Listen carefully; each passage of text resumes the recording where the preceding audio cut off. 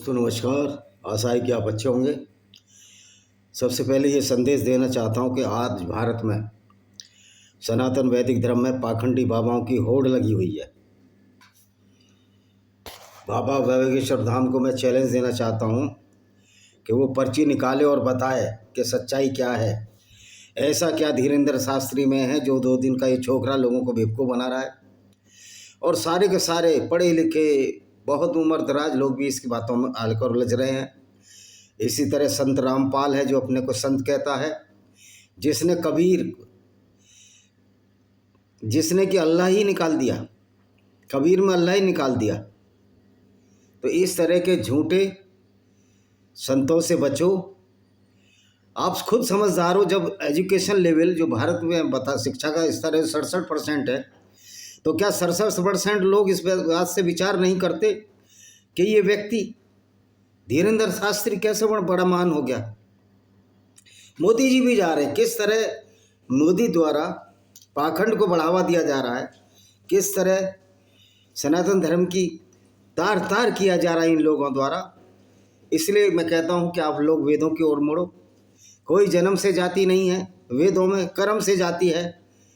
तो ये राजनेता तो बहुत बड़े विषय के ज्ञानी नहीं होते, अज्ञानी लोग हैं ये। इसलिए कल मोदी जी वहाँ अमीर खुसरो की उसमें भी चले गए। अब इनकी मजबूरियाँ बेचारों की करें क्या। ये तो 24 घंटे के नौकर हैं बेचारे, झूठ गलत सब जगह जाएंगे। लेकिन एक विद्वान, एक गुणी और एक समझदार व्यक्ति का कर्तव्य है कि जो सच्चाई है उसको माने। मोदी जी कल बड़ी बड़ी वहाँ डींगे हाँक कर आए हैं कि सूफी संत था, अमीर खुसरो ये था, फलाना था, ढिमकाना था। और सूफीज़म भी वही इस्लाम को मानता है जिसमें कि गैर मुस्लिमों को कत्ल करने की बात की है। सूफी संतों ने जो भारत का बेड़ा गर्क किया है उसकी कहीं मिसाल नहीं मिलती। जब कश्मीर में मीर अली हमदानी आया जो हमादान ईरान का रहने वाला था, कश्मीर का क्या बेड़ा गर्क कर दिया। उसने एक किताब निकाली, मेरे उस किताब लॉस्ट पैराडाइज कश्मीर में, जो मेरी अपनी किताब है जो मैंने खुद लिखी है, उसमें इसका जिक्र है। मैं आपको दिखा देता हूँ, अगर किताब मेरे पास है ये तो मैं दिखा देता हूँ कि किस तरह लॉस्ट पैराडाइज कश्मीर में इस मीर अली हमदानी ने एक फतवा जारी किया किताब की शक्ल में कि कैसे गैर मुस्लिमों को क्या क्या नहीं करना। देखिए ये किताब है, इसको पढ़िए, lost paradise Kashmir, history of devastated Kashmir. बाद में मैं सूरह अल-काफ की कुछ आयतें बताऊंगा जो कि कुरान की 18वीं चैप्टर है। तो देखिए कश्मीर में इसने उस किताब का नाम मैं अभी बताता हूँ। उस किताब का नाम है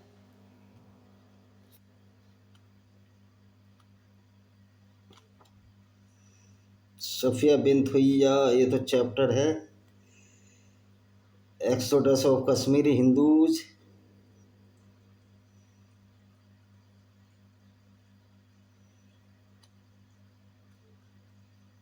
हाँ देखिए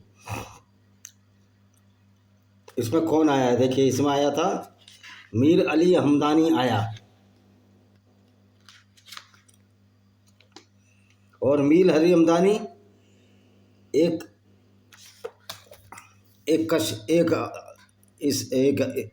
शिया मुस्लिम था, और वहाँ कश्मीर में वो आया। 11वीं-12वीं शताब्दी में रहा, जो कि मैंने इस किताब में पूरा विवरण दिया। अब छांटने से बहुत टाइम लग जाएगा। Lost paradise Kashmir, history of devastated Kashmir, आप इस किताब को पूरी पढ़िए, पता लग जाएगा इस्लाम ने किस तरह बर्बाद किया। एक दूसरा सूफी संत आया। अब ये संत कैसे हैं? जो इस्लाम को मानता वो संत हो ही नहीं सकता। इस्लाम को मानने वाला तो संत होगा ही नहीं, वो वैसी और दरिंदा ही हो सकता है। इसी तरह ख्वाजा निजामुद्दीन औलिया, और इसी तरह शेख सलीम चिश्ती, और इसी तरह ख्वाजा मोहद्दीन चिश्ती वो व्यक्ति था जिसने यहाँ हिंदू राजकुमारी का अपहरण कराया उसके चेलों ने, और उससे शादी करा दी। तो ये इनकी असलियत है सूफीज़म की। सूफीज़म भी कोई शांत प्रकृति की कोई आइडियोलॉजी है ही नहीं। सूफीज़म भी कुरान को मानते हैं, और सूफी भी उतने ही खतरनाक हैं, सूफीज़म भी उतना ही खतरनाक है इंसानियत के लिए जितना कि ये इस्लाम खतरनाक है।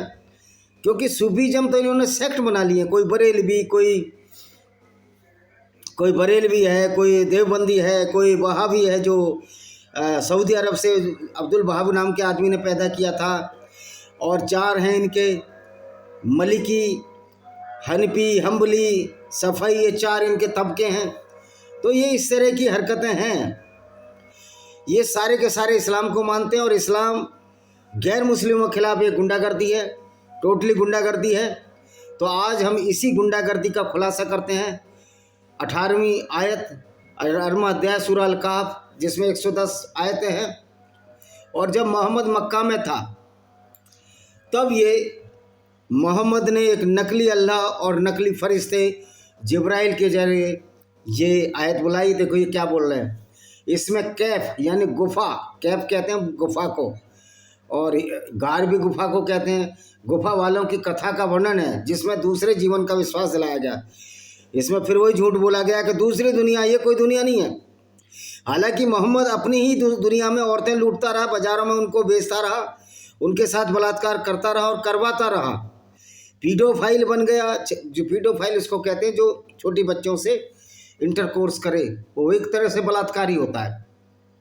तो इस आयत में जो ईसाइयों को चेतावनी दी गई है, जिन्होंने अल्लाह का पुत्र होने की गारंटी पढ़ ली, अब ये मोहम्मद को ये चिढ़ थी कि जीसस को ये गॉड का पुत्र मानते थे।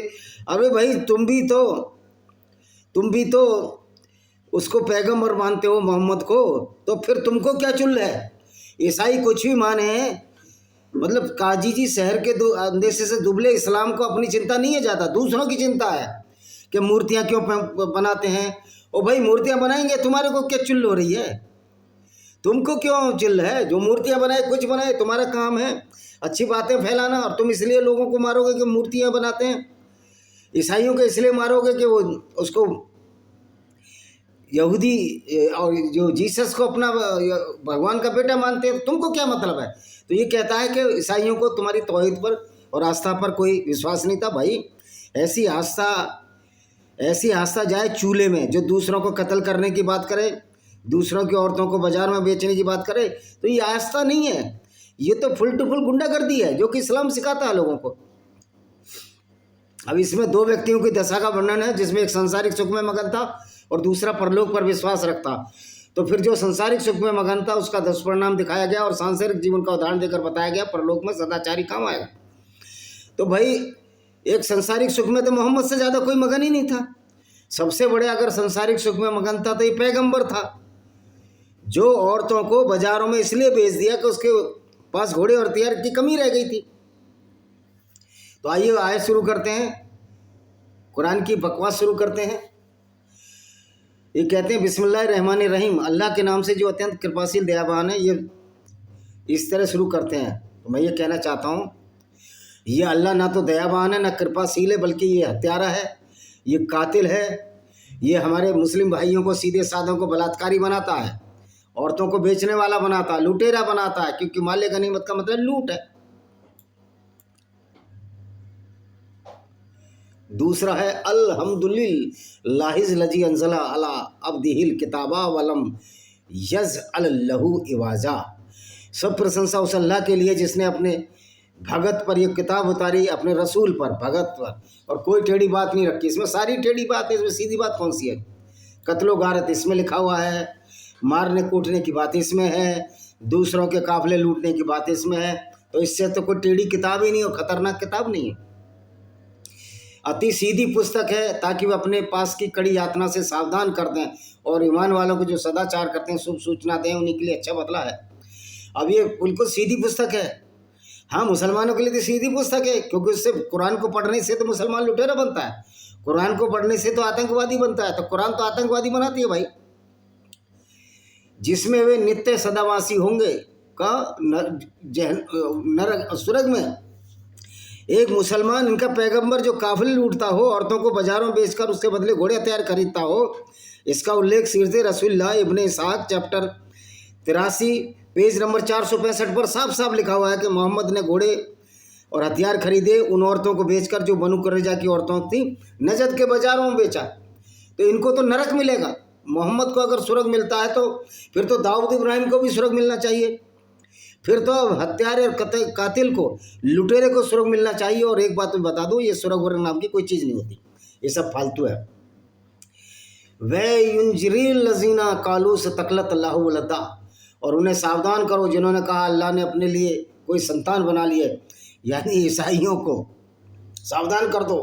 ओ भाई, ईसाई तुम्हें मानते ही नहीं, तुम्हें गांठते ही नहीं, कि तुम्हारे ऐसे को कौन गांठेगा जिनका पैगंबर एक टोटली लुटेरा हो। और ये अगली आयत, उन्हें इसका ज्ञान है न उनके पूर्वजों को, ना तो उनको ज्ञान है ना पूर्वजों को। बहुत बड़ी बात है जो उनके मुखों से निकल रही है। सरासर झूठ बोल रहे हैं कि अल्लाह का पुत्र, और झूठ अल्लाह मरियम, जो ईसाई जीसस को भगवान का पुत्र बताते हैं, सरासर झूठ बोल रहे हैं। और मोहम्मद तो खुद झूठा था, चांद के 2 टुकड़े कैसे कर दिए मोहम्मद ने। लेकिन मूर्ख लोग अभी भी इस चीज़ को मानते हैं। आप समझ लो कि इस्लाम में मानने वालों की कितनी जालियत है, कितने मूर्ख और अज्ञानी हैं। ईश्वर अगर कोई है, या गॉड, या जो भी कुछ है, तो दुनिया बनाने वाला अल्लाह तो है ही नहीं, अल्लाह तो नकली है। भाई इनको थोड़ी बुद्धि दे, सद्बुद्धि दे। तो संभवत आप इसके पीछे अपना प्राण खो देंगे संताप के कारण, यदि वे इस हदीस पर ईमान ला लाए। ओ भाई, जिसने भी कुरान छोड़ दिया और हदीस छोड़ दी, उस पर वो ही मानसिक संताप से दूर हुआ। आज मुसलमान बेचारा इतना परेशान है, कह रहा हमारा पैगंबर लुटेरा था, ये तो हमें मौलाना नहीं बताते। भाई तुम्हें क्या बताएंगे वो? वास्तव में जो कुछ धरती के ऊपर है उसे हमने सुबह बनाया था कि उनकी परीक्षा लें कौन सा कर्म सबसे अच्छा है। मैं पढ़ता चला जाऊंगा, जो खास बात होगी बताऊंगा। और निश्चय हम कर देने वाले हैं उस धरती के ऊपर उसे धूल, ये धूल बना देंगे क़यामत के दिन। वह क़यामत, कोई क़यामत वयामत नहीं है। जो सबसे बड़ी क़यामत थी वो आकर चली गई, और सबसे बड़ी क़यामत थी मोहम्मद बिन अब्दुल्ला, जिसको तुम सल्लल्लाहु अलैहि वसल्लम ने जाने क्या क्या कहते हो। हे नबी, क्या आपने समझा है गुफा तथा शिलालेख वाले हमारे अद्भुत लक्षणों में एक थे।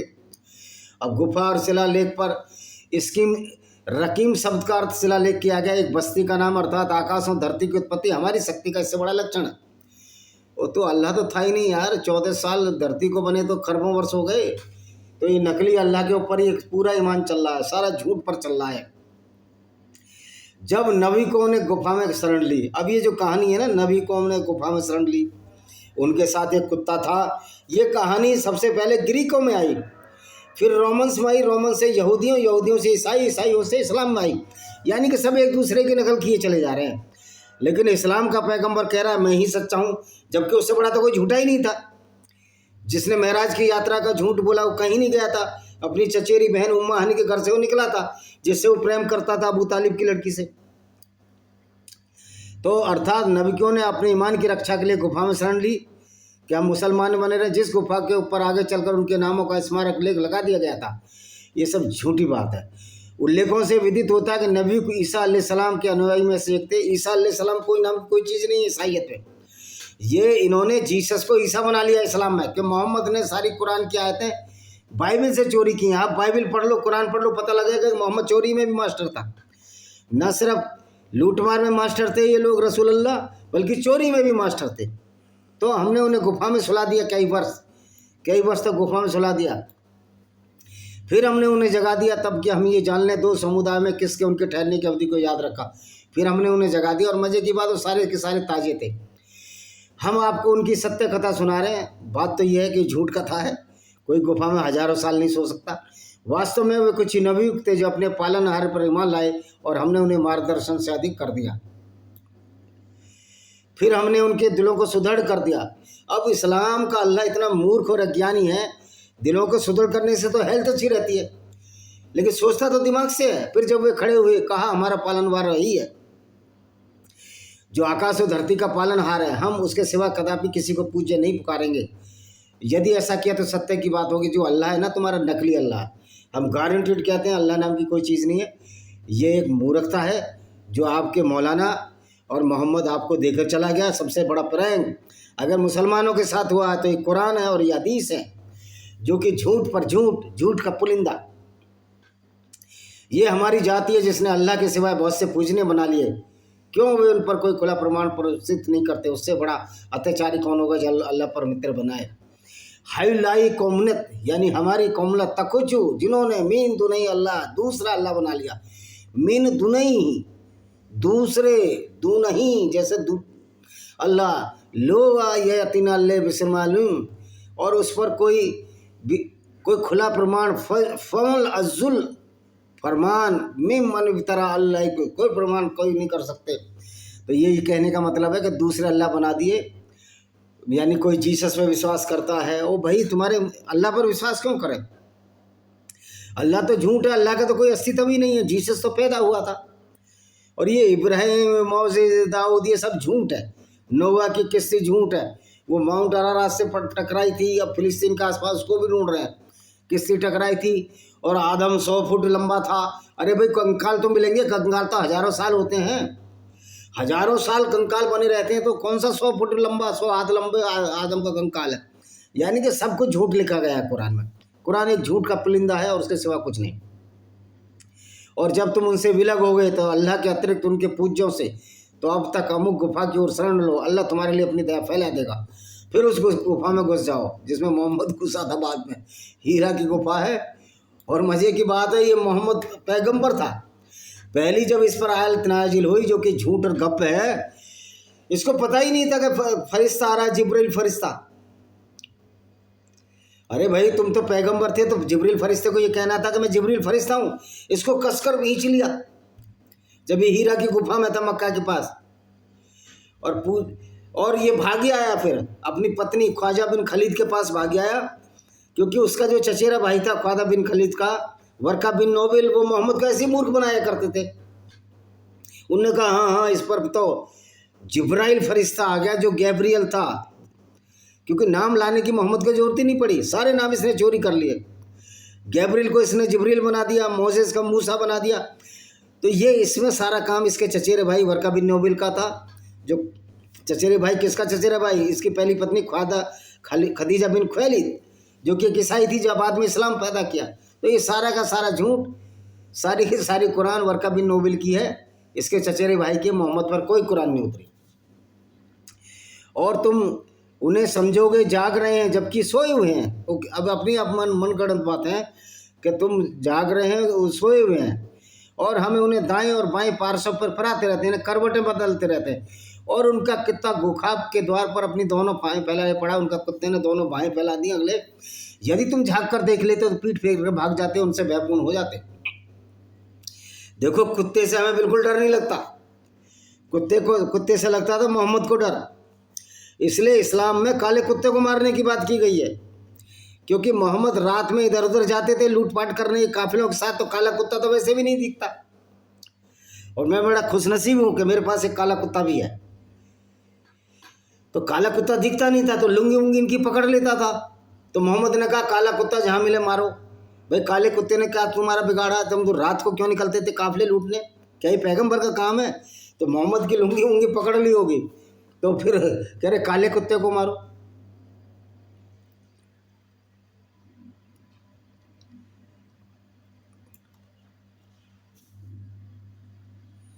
अच्छा जी। और इस प्रकार हमने उन्हें जगा दिया ताकि वो आपस में प्रश्न करें।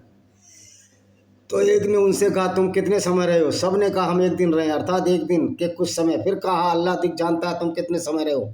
तुम अपने में से किसी को अपना सिक्का देकर नगर में भेजो, फिर देखो किसके पास अधिक स्वच्छ भोजन है।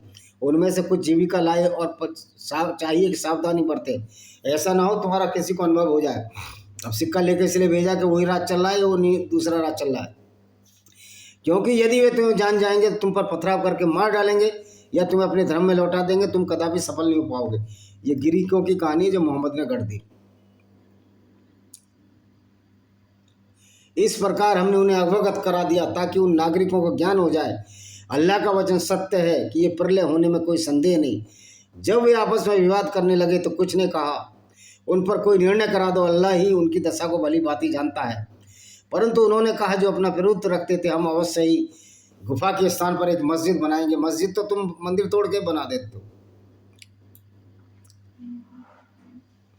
देखिए यह है जिसके आने पर सबको उन्हीं के कर्मों का फल दिया जाएगा। अर्थात जब पुराने सिक्के और भाषा के कारण उनका भेद खुल गया, वहाँ के लोगों ने उनकी कथा का ज्ञान हो गया, फिर वे अपनी गुफा में ही मर गए और उनके विषय में विवाद उत्पन्न हो गया।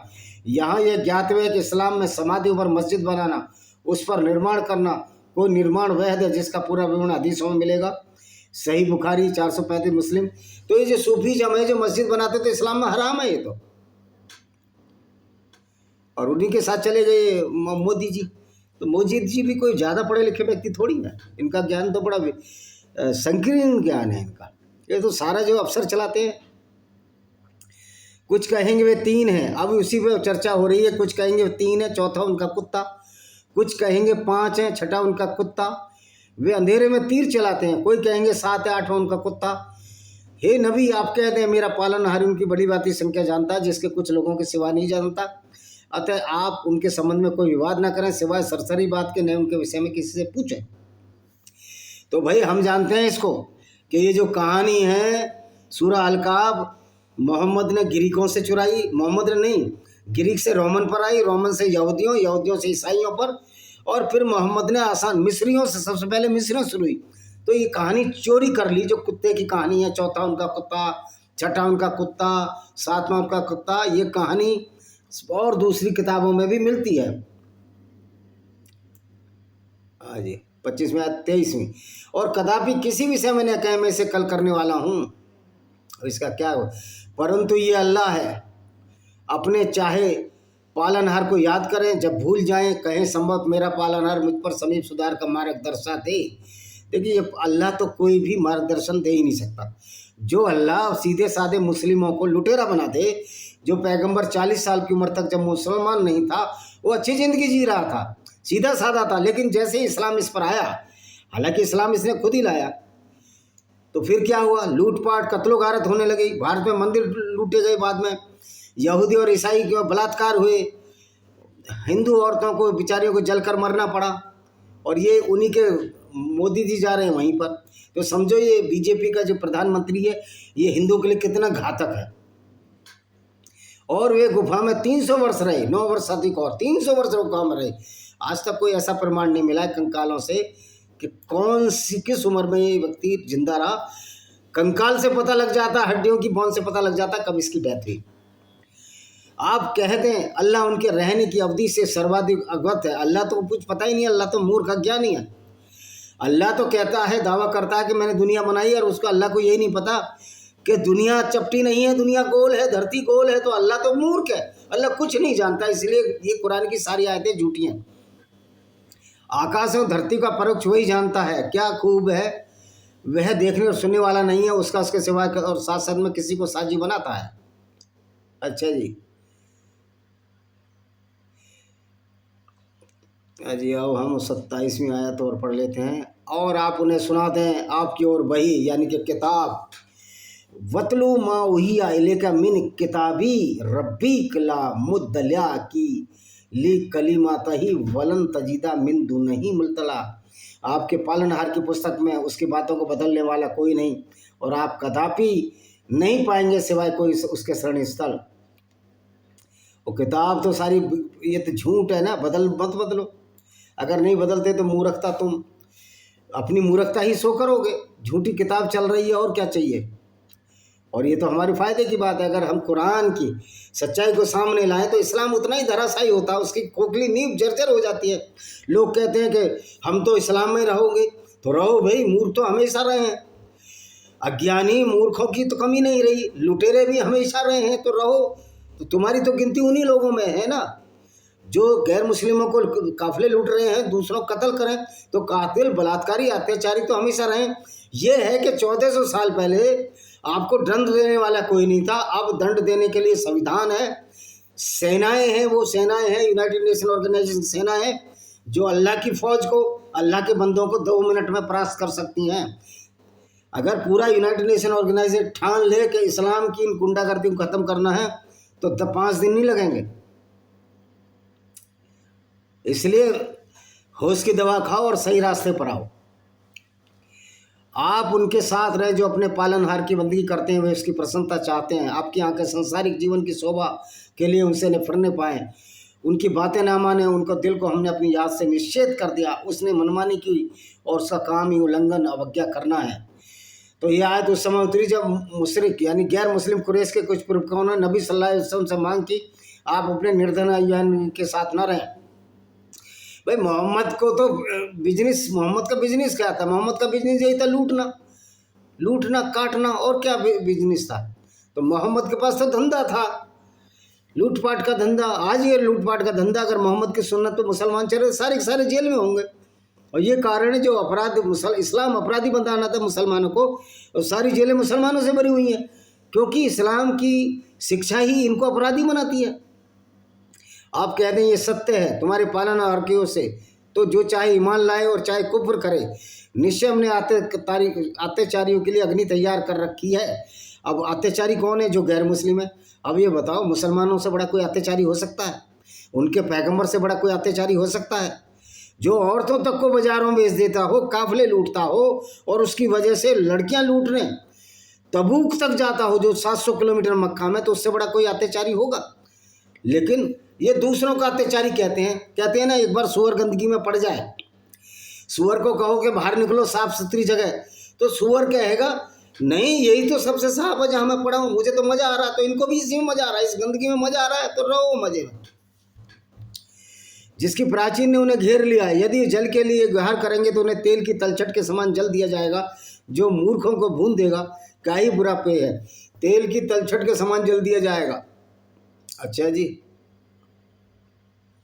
कुछ नहीं है, अब तो तुम ही मर रहे हो। निश्चय जो ईमान लाए सदाचार किया, हम उनका प्रतिफल व्यर्थ करें। कह रहे जो ईमान लाए, जो मुसलमान बने, सदाचार, देखियो इस्लाम में सदाचार तो है ही नहीं सिवाय गुंडागर्दी के, तो हम उनका प्रतिफल व्यर्थ नहीं करेंगे, सदाचारी हैं।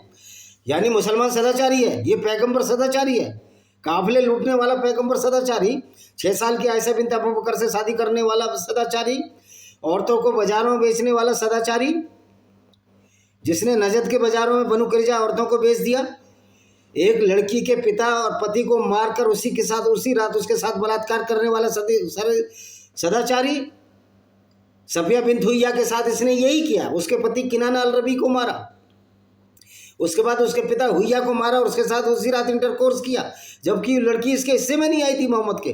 वो दिया नाम के एक मुस्लिम नौजवान के हिस्से में आई थी, लेकिन मोहम्मद के चमचों ने कह दिया कि वो लड़की सुंदर है, आप उसको लो, तो इसकी कामाग्नि जाम उठी, काम वासना जाग उठी। इसने उस लड़की को लिया, उसी साथ बलात्कार किया, उस लड़की के बदले उसको 6 लड़कियां दी, दिया नाम के मुस्लिम को। ये सदाचार है। अगर ये सदाचार है तो ऐसी सदाचार पर लानत और पनौती है, मानवता पर ही पनौती है। इस्लाम मानवता पर पनौती और लाइबिलिटी बन चुका है। ये बात हमारे मुसलमान भाई भी समझ रहे हैं, वो मानने को तैयार ही नहीं कि ऐसा नबी जो काफिरे लूटता हो हमारा आदर्श हो सकता है। और इस पर भी अभी कुछ बोलते हैं कि कौन से रास्ते पर चलना चाहिए। एक मुसलमान है अकरम मुकर्रम साहब बुगरासी बुलंदशहर के, तो उनकी माँ कहती है नबी के रास्ते पर चलो, तो नबी के रास्ते पर चलकर उनकी माँ के मुकर्रम अकरम को जो रील डालते हैं, क्या लुटेरा बलात्कारी बनाना चाहती है, पीडोफाइल बनाना चाहती है जो छोटी बच्चों के साथ इंटरकोर्स करता था जैसे मोहम्मद। मेरी समझ में नहीं आती कि ये इनके गिरने का सिलसिला, इनकी मस्तिष्क की अज्ञानता और मूर्खता का पैमाना किस हद तक गिरता चला जाएगा कि ये नबी की सुन्नत पालन करने की बात आज के युग में कह रहे हैं। अगर अब यहाँ आज के युग में पूरी नबी को फॉलो करोगे तो आप जेल में होगे, क्योंकि आप कत्ल के केस में जेल जाओगे, आप बलात्कार के केस में जाओगे, आप लूटने के केस में जेल जाओगे। तो नबी की सुन्नत पर तो जो चलेगा वो हत्यारा, गुंडा और बेईमानी बनेगा। ये अलग बात है, तुम ऐसे काम नहीं करते तो आप नबी की सुन्नत पर नहीं चलते। आप वाकई बहुत अच्छे इंसान हैं अगर अच्छे काम करते हैं, लेकिन आप नबी की सुन्नत पर चलकर अच्छे मुसलमान नहीं हैं।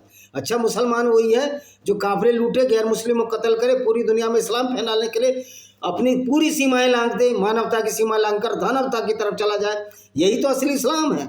इसी के साथ हम इस वीडियो को इसको ख़त्म करने जा रहे हैं। तो लॉस्ट पैराडाइज कश्मीर समझिए, सूफीज़म ने किस तरह इस्लाम भारत में आया और हिंदुओं का सर्वनाश किया और सारे आइडियोलॉजी और सारे शांति का भंग किया। तो सूफीज़म से खतरनाक कोई विचारधारा इस दुनिया में आई नहीं, क्योंकि सूफीज़म भी इस्लाम ही है। सूफीज़म को इस्लाम कोई अलग नहीं है, ये सारे के सारे इस्लाम, और इस्लाम कभी भी अच्छा हो नहीं सकता, क्योंकि गैर मुस्लिमों की हत्या करने वाला अच्छा नहीं हो सकता।